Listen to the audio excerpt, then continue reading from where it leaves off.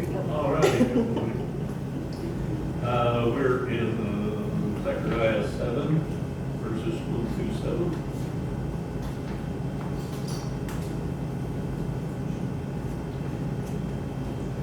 So, let me read it.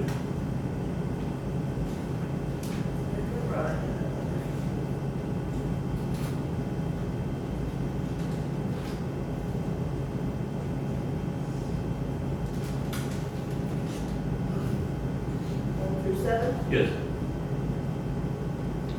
In the 4th year of King Darius, the word of the Lord came to Zachariah on the 4th day of the 9th month, which is Chislev?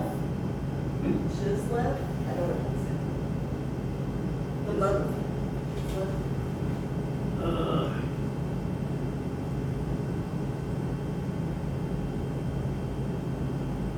It's okay. Yes. So, I need to lay over here.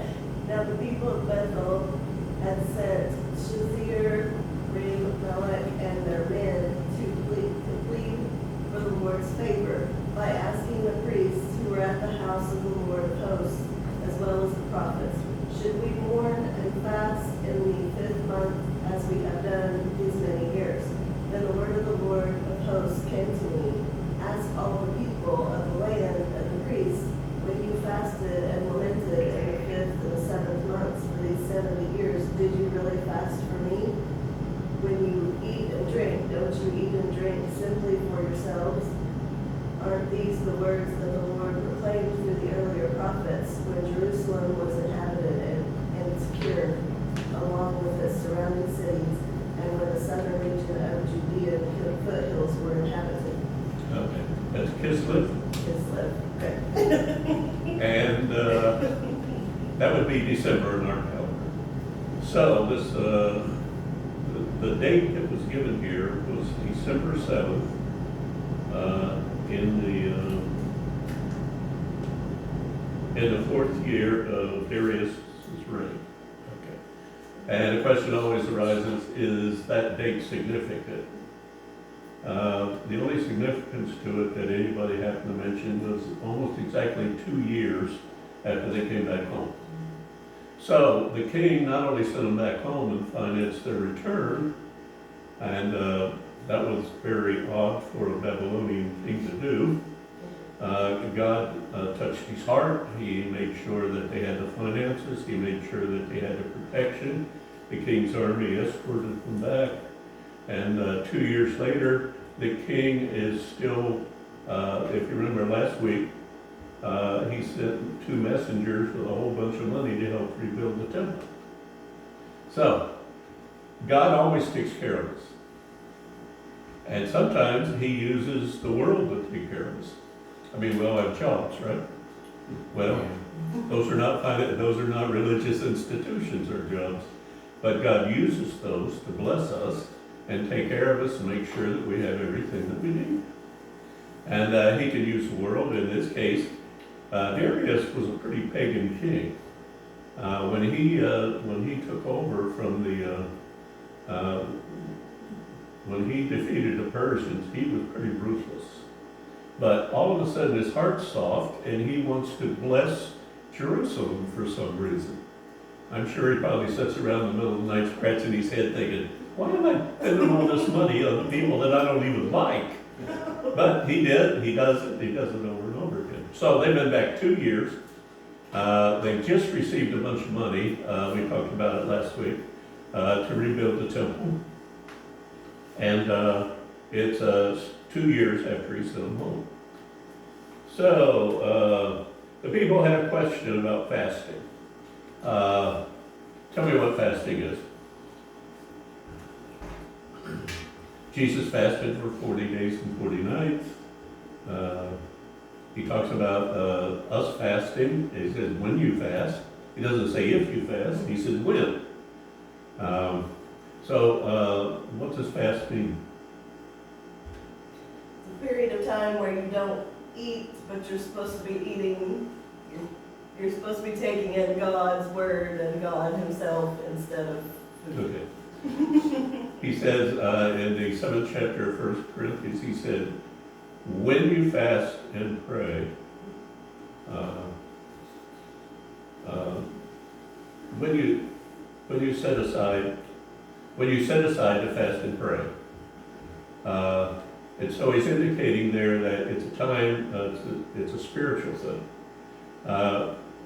Why would we stop eating to honor God, to get closer to God, to fast, to pray and study the scriptures? Because he gives us life and sustains us. He himself can sustain our bodies and give us life and. Okay. Okay. It's kind of, okay. Fasting, there's two kinds of fasts. There's a total fast when we don't eat anything but only drink water. And there's a partial fast, like in Daniel, where they only ate vegetables and didn't eat meat for a period of time in order to prove a point to the Babylonian Empire. Fasting is an interesting thing for the body. Do you know where we get the word breakfast from? Breakfast means to break the fast. So we have a partial fast where we don't eat anything for 10 to 12 hours. And then we eat breakfast, we eat lunch, we eat supper, and then we fast through the evening and the night. At least most people do. A lot of people just eat through the evening and the night. But you've heard midnight snacks, you've heard the thing about midnight snacks. You know, sometimes that cake that you had left over from supper wakes you up in the middle of the night. And then you end up in the kitchen, in the refrigerator, and you end up eating cake. But it means not to eat. Now, the interesting thing about fasting is it cleanses the body. The first day and a half, at the end of the first day and a half, you may end up with a headache. Why would most people end up with a headache? Like she said, from the lack of food. Nope.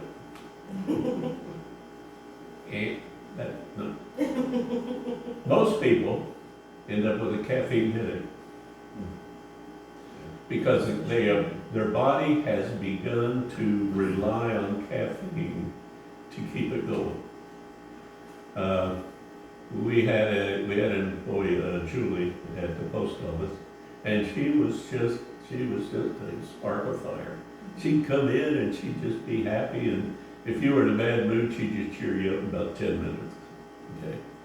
But when Julie woke up late and didn't get her coffee, she was a totally different person when she got to the post office.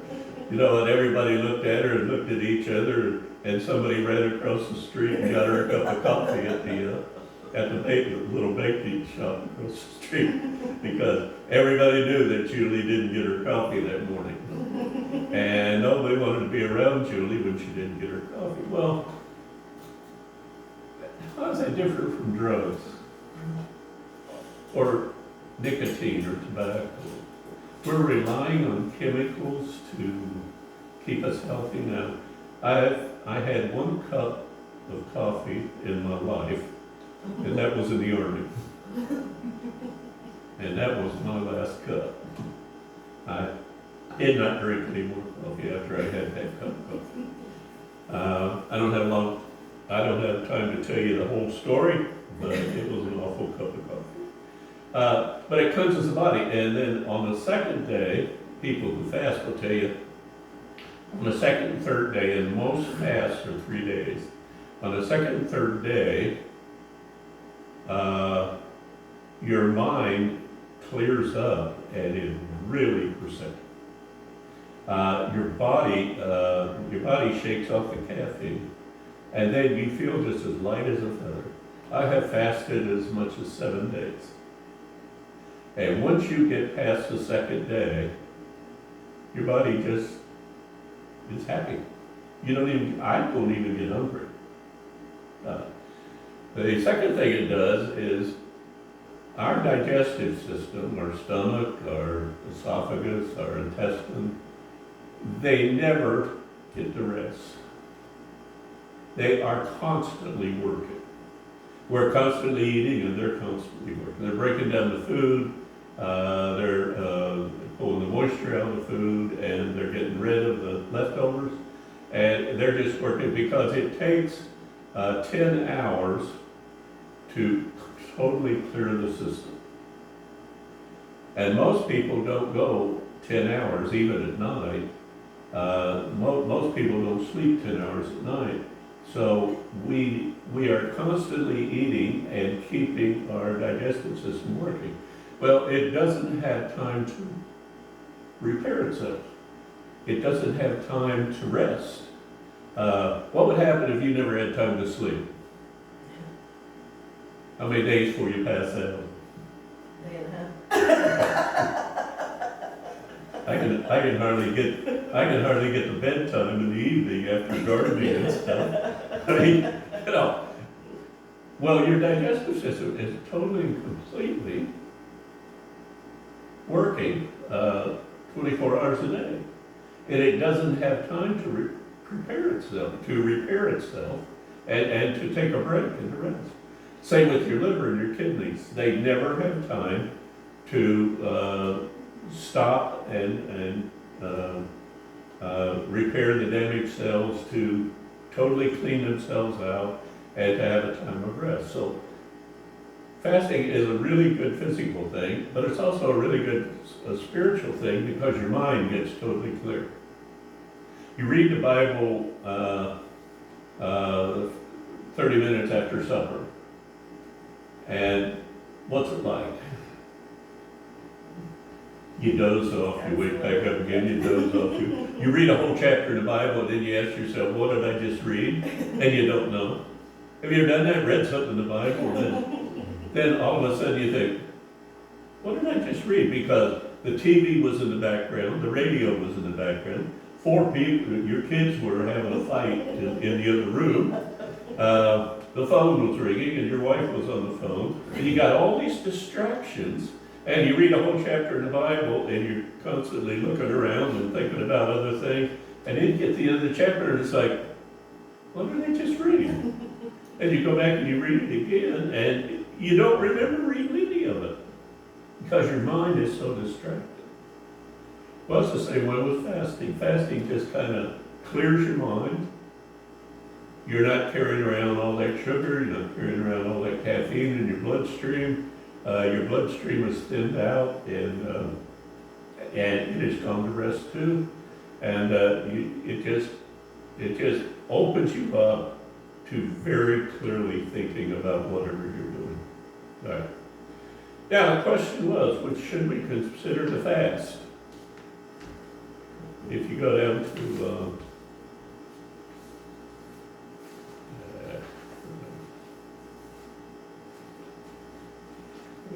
papers.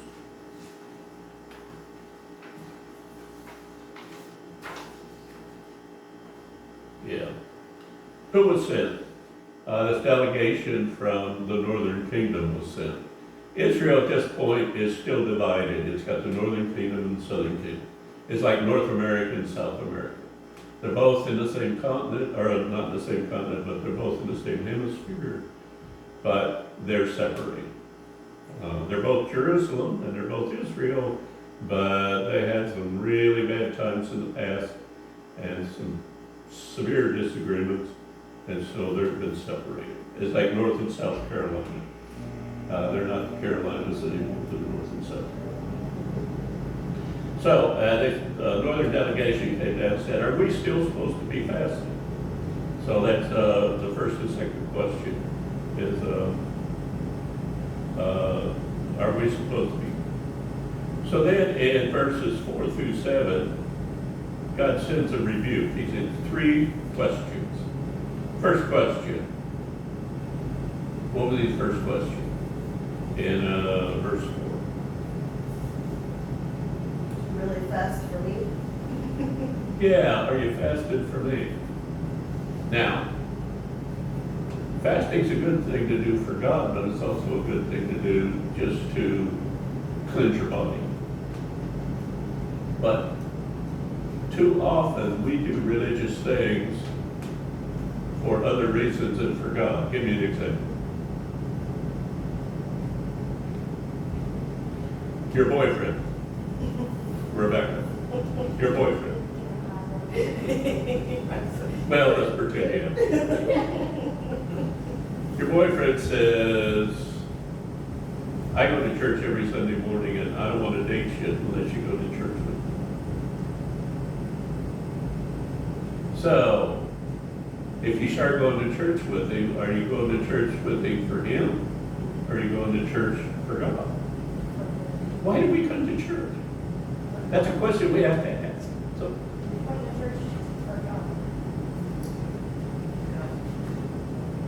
Come to church for God. come to church for God. That's why we're supposed to come. Okay. But some people come to church for breakfast. Not this class, of course, but Come for God, stay for breakfast. Is that? yeah. Some come after Sunday school to get the leftovers. And you'll see that in a little bit too. But some people come because their wife makes them come. A lot of kids come because their parents make them come. And if their parents didn't make them come, they go fishing.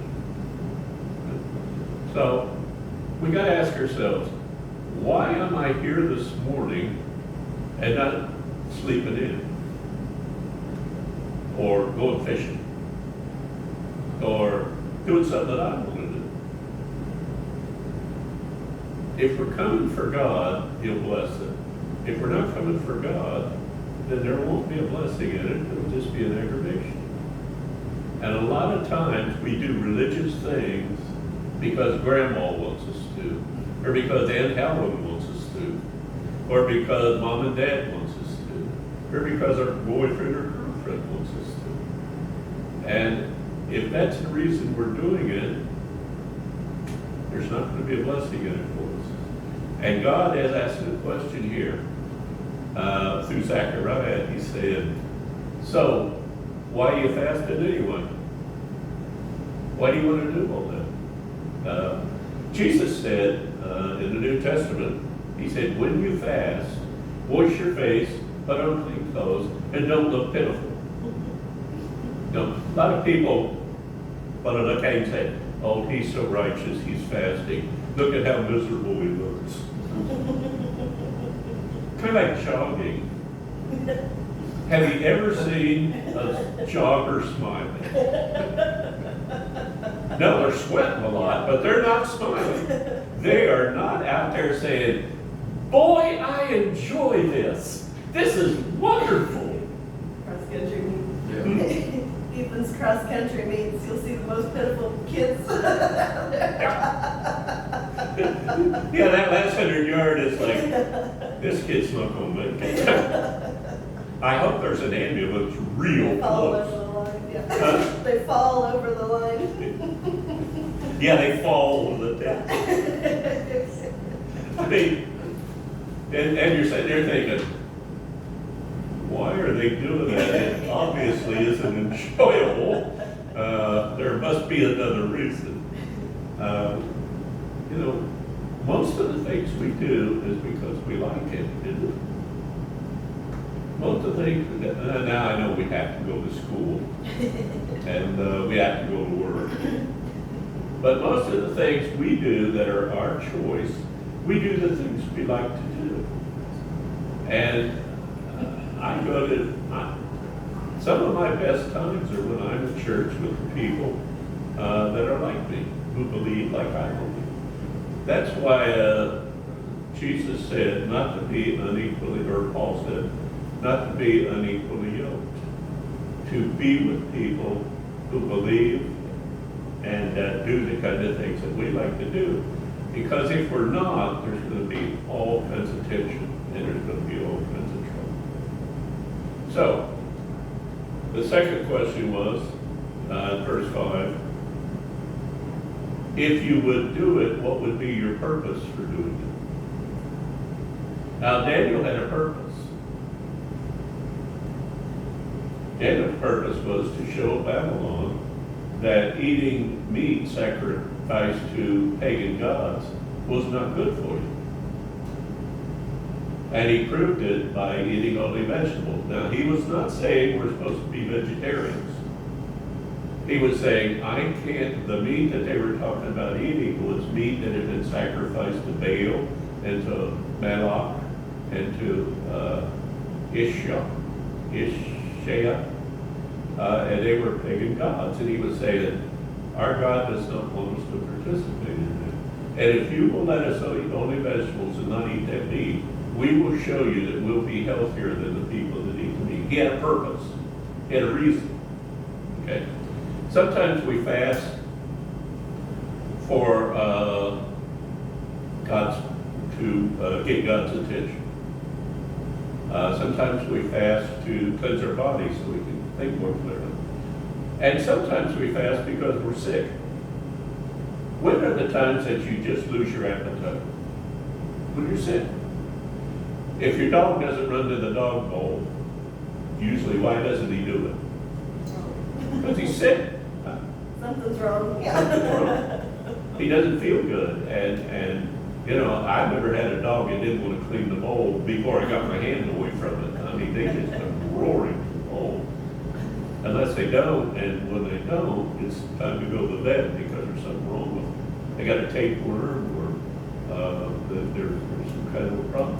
So sometimes our body automatically fasts because it lets all the strength that's in the body, everything we ate, it lets it go towards fighting the virus or fighting the bacteria or keeping us healthy.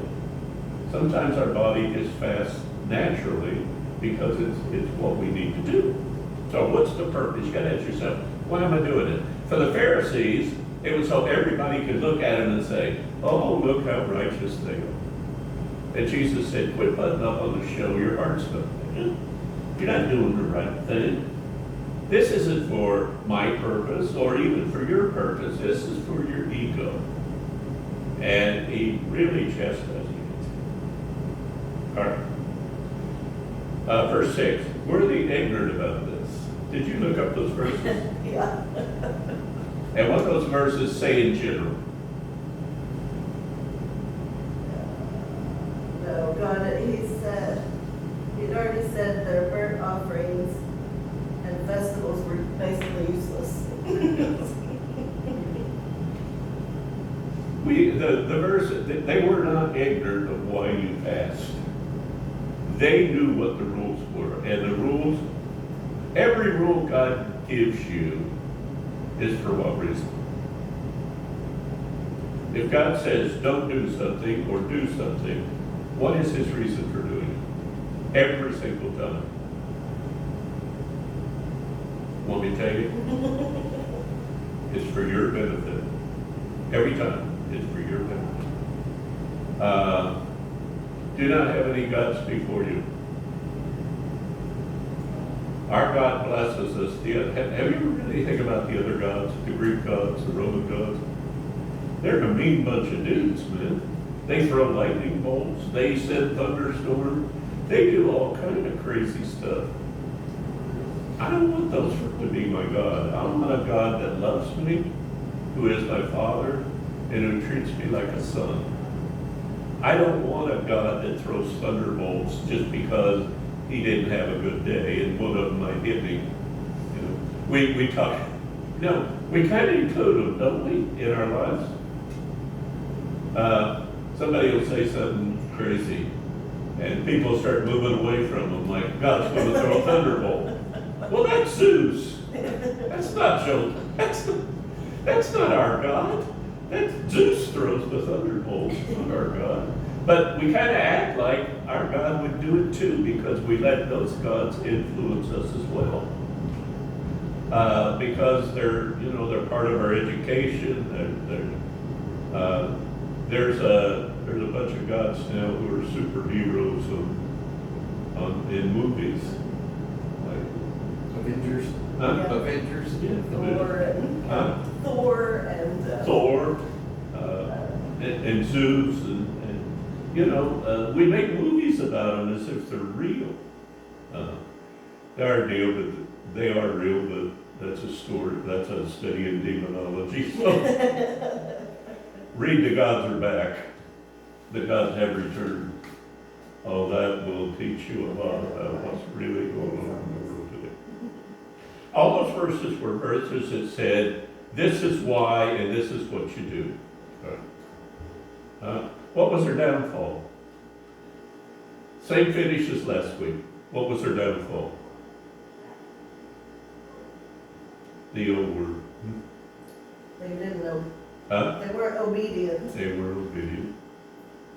You know, just do what you're supposed to do, and God will bless you greater than that which you're able to contend.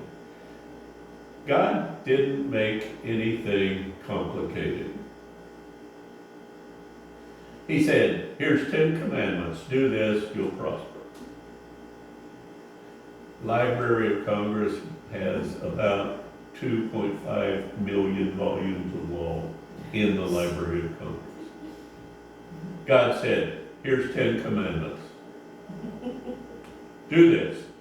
Your life will be great. And it will. If everybody obeyed the 10 commandments, our life would be, our world would be great. And the Library of Congress, they don't even know all the laws that have been printed in that place, much less how to enforce them. So the Library of Congress is a failure. The 10 commandments would be a blessing if we just do it. So be obedient. It's that simple. All right, let's get upstairs.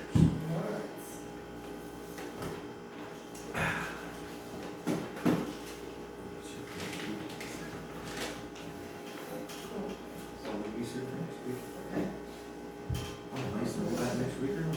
I don't know where Mason's at. Have you heard from him, Bill? Have you heard from Mason? Mason, have you heard from him? No, he usually contacts me. I didn't check my email though, he usually sends out an email. Yeah. Oh, I give you a paper for next week. Yes, yep. Good to have you in class today. Want some more breakfast? Grab that chocolate milk.